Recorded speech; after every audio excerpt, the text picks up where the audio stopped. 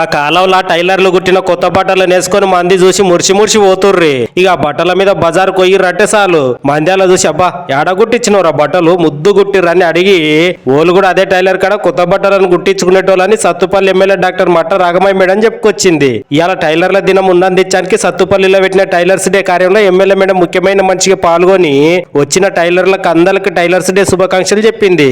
ఇక KPR Gautam school chairman Prabhakar Reddy ఆధ్వర్యంలో పెట్టిన సైన్స్ ఫేర్ కార్యక్రమంలో కూడా ఎమ్మెల్యే మేడం పాల్గొన్నది. ఇక అట్లనే కాకర్లపల్లి పెద్ది స్కూల్ తో పాటు తల్లాడ మండలంలోని కుర్నవల్లిలో పెట్టిన మోటివేషన్ కార్యంలో ఎమ్మెల్యే మేడం పాల్గొన్నది. అంతకంటే తొలుతనేమో వేంసూరు మండలం కందుకూరు గ్రామంలో వెంకటేశ్వర స్వామి గుడి చైర్మన్ బండి వెంకటకృష్ణారెడ్డి ప్రమాణ స్వీకారంలో పాల్గొని నూతన కమిటీకి శుభాకాంక్షలు చెప్పింది ఎమ్మెల్యే మేడం. ఇక అదే ఊళ్ళో పాల సత్యనారాయణ రెడ్డి జక్కంపూడి రంగ తుంగసీన్ల ఇంద్రమ్మ ఇంట్లో గృహ ప్రవేశాలలో ఎమ్మెల్యే మేడం పాల్గొని వాళ్ళకు శుభాకాంక్షలు చెప్పింది.